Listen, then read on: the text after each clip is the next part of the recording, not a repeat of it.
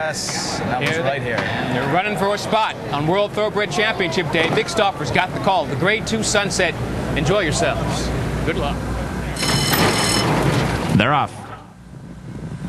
Star Over the Bay and Gulchy break best and go for the front. Gallant and Leprechaun Kid are close up. Freddie's at the rail. Runaway Dancer is alongside him, and the early trailer is the big favorite Continuously. Star Over the Bay sprints clear to the top of the stretch the first time, and he's established a 3.5 length lead on Gallant and Leprechaun Kid.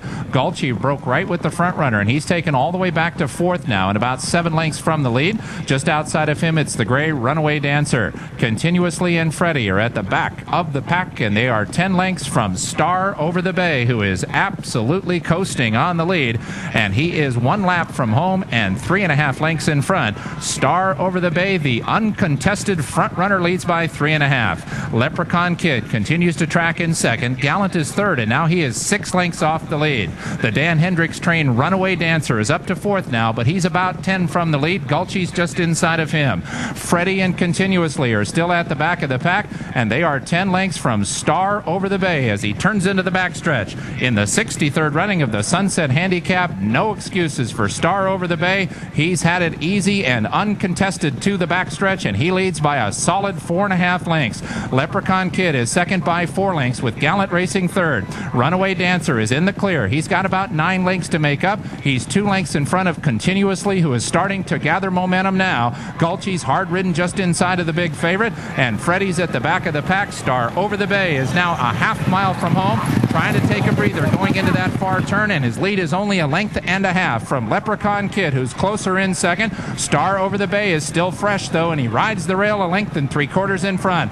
Leprechaun Kid is second by 3.5 lengths. Runaway Dancer has moved up to third now, and he's 5.5 from the front. He's 2 lengths in front of Continuously, who continues to close, but Continuously going to have to make up 6 in the final quarter of a mile. Now Continuously has taken third as Runaway Dancer's back to fourth, and Continuously is closing in with each and every stride. It's down to Star Over the Bay and Continuously, and Star Over the Bay comes to the top of the stretch, 2 in front, but he's going to have to really fly to the wire because Continuously is gobbling up the ground. Star Over the Bay just in front. Continuously has come all the way from the back of the pack to try to get by. Continuously, Star Over the Bay, they're going to hit the wire together. Star Over the Bay turned him away and said, "No, you don't." Star Over the Bay wins the Sunset. He turned away Continuously. Leprechaun Kid third, and Runaway Dancer finished fourth.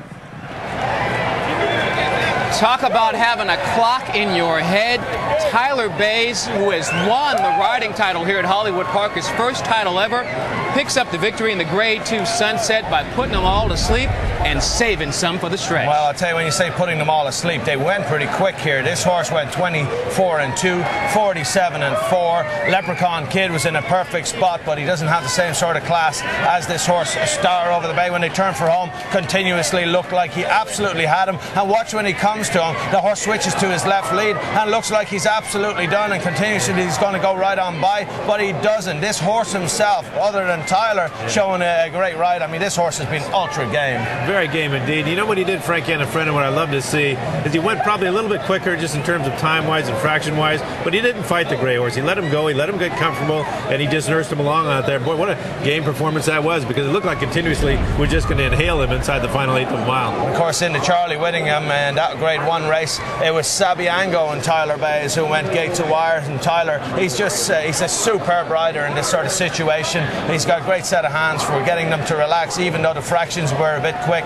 Star Over the Bay, he was really looked like he was enjoying himself out there. His sire Cosine, what a terrific racehorse and terrific sire he's been, and the dam sire, a horse called Emperor, won the Epsom Derby over, of course, the 1.5 mile distance. So it looked like this horse might just get the distance. I thought Continuously was going right on by with Alex Solis here. It certainly looked like that he was just going to open up here. This horse looked like he was getting dead tired, but to show such gameness there to come back. And you can tell that he finally gets a hint of Continuously, and when he eyeballs the 6, he realizes, hey, I got to kick it into another gear here, because the 6 was going to roll right by him. Yeah, if anything, Kenny, right on the money. He was drawn away a little bit from the favorite there, and just a superb race. Congratulations to Mike Mitchell. What a nice return on his investment. He claimed this one for 80 and ends up winning his Grade 2.